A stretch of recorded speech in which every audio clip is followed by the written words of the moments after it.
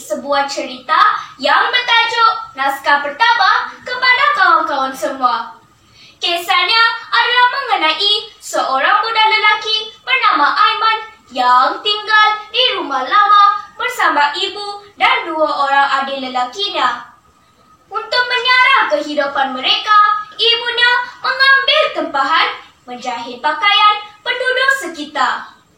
Kadang-kadang, Aiman akan membantu melipat kain dan menjaga adik-adik semasa ibunya bekerja.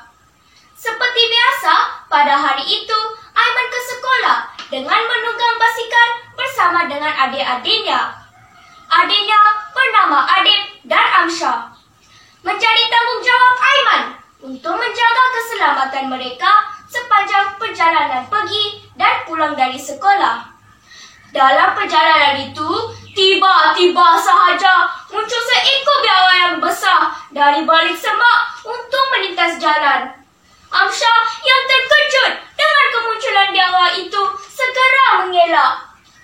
Malamnya, dia gagal mengawal basikalnya sehingga Amsyah terjatuh ke dalam parit. Aduh, kasihan sungguh nasib Amsyah. Aiman terus turun dari basikalnya untuk menyelamatkan adiknya. Walaupun tidak mempunyai kecederaan yang parah, namun uniform sekolah mereka telah kotor dan lebih mendukacitakan basikal kepunyaan Amsyah turut rosak. Tayarnya bengkok dan tidak boleh digunakan dengan elok lagi. Setibanya ke sekolah, Cikgu Hairi yang mendapat tahu tentang perkara itu terus berjumpa dengan mereka dan membantu memberikan pakaian bersih untuk disalin. Sepulangnya ke rumah, mereka menceritakan perkara yang berlaku kepada ibu mereka. Berubah air muka ibunya sebaik mendengar cerita itu. Namun, ibunya tetap mengukirkan senyuman dan berjanji untuk membelikan basikal yang baharu kepada Amsyah. Terus Amsyah melonjak gembira kerana basikalnya yang sebelum ini juga sudah berkarat dan buruk. Apabila Amsyah dan adik bermain di luar rumah, Aiman terlihat ibunya sedang membuka sebuah kotak kecil dan mengira sekeping demi sekeping duit kertas yang tersimpan di dalam kotak itu. Itulah hasil simpanan ibunya dalam mencari nafkah untuk keluarga.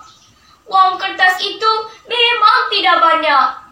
Mungkin hanya cukup untuk keperluan harian mereka sahaja. Aiman rasa bersalah. Dia termenung memikirkan bagaimana hendak meringankan beban ibunya. Akhirnya, Aiman mendapat satu ilham. Dia mengambil beg dan memasukkan beberapa buah buku cerita ke dalam bagnya lalu keluar dari rumah dengan menunggang basikal. Aiman telah berpusing di sekitar kampung. Sekiranya dia bertemu seseorang, dia akan menawarkan perkhidmatan untuk membacakan buku cerita dengan harga yang murah kepada mereka. Pada suatu hari, mesin jahit ibunya telah rosak.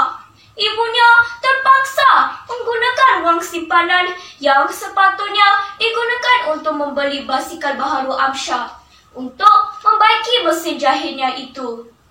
Walaupun berasa kecewa, tetapi Amsyah tetap patuh kepada ibunya. Aiman merasa kasihan dengan ibu dan juga adik bongsunya. Oleh sebab itu, dia nekat untuk membaca lebih banyak buku cerita kepada orang ramai demi mendapatkan wang tunai. Pada suatu hari, aktivitinya telah diketahui oleh Cikgu Hairi. Aiman sangka dia akan dimarah, tetapi tidak. "Kamu suka baca buku?" tanya Cikgu Hairi. "Saya memang suka baca buku. Semua buku di rumah saya sudah baca. Kadang-kadang bila tiada duit belanja, saya juga akan ke pusat sumber sekolah untuk membaca buku dan terlupa tentang perut saya yang lapar," jawab Aiman dengan jujur. "Jika begitu, kamu cubalah tulis buku sendiri," kata Cikgu Hairi. Cadangan itu membuatkan Aiman berasa sungguh terkejut. dia tidak pernah terfikir untuk menulis buku walaupun sudah membaca banyak buku. Tetapi Cikgu Hairi tetap memberikan kata-kata semangat kepada Aiman. Aiman bersetuju dan cuba untuk menyahut cabaran. Maka itu, setiap hari Aiman akan pulang lewat dari sekolah untuk menulis manuskrip menggunakan komputer yang dipinjamkan oleh Cikgu Hairi. Walaupun kadang-kadang dia berasa seperti mahu berputus asa, tetapi ingatannya terhadap keluarga membuatkan dia terus berusaha dengan sepenuh hati. Tunjuk ajar daripada Cikgu Hairi juga membantunya untuk menulis dengan lebih baik. Setelah 2 bulan berhempas pulas menyiapkan novelnya, Aiman membuat keputusan untuk menghantar manuskrip itu kepada pihak penerbit. Beberapa bulan kemudian, pihak penerbit menghubungi Aiman dan memaklumkan bahawa karyanya telah diterima untuk diterbitkan. Aiman berasa sungguh gembira. Bagai bulan jatuh ke riba, hasil jualan daripada novelnya juga begitu memberangsangkan sehingga dia mendapat bayaran royalti yang lumayan. Dengan kejayaan Aiman yang tidak mengenal erti putus asa itu, dia telah berjaya mengubah kehidupan keluarganya menjadi lebih baik. Dia telah membelikan ibunya mesin jahit yang lebih canggih serta basikal baharu untuk adik-adiknya.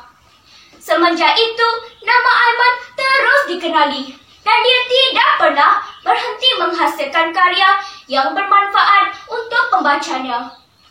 Pengajaran daripada cerita ini adalah: pertama, kita hendaklah menyayangi ahli keluarga kita dan berusaha yang terbaik untuk mereka. Kedua, kita juga hendaklah tidak berputus asa untuk mencapai apa yang kita hajatkan. Dan ketiga, sentiasa memberikan bantuan dan semangat kepada sesiapa sahaja yang memerlukan. Sekian, terima kasih.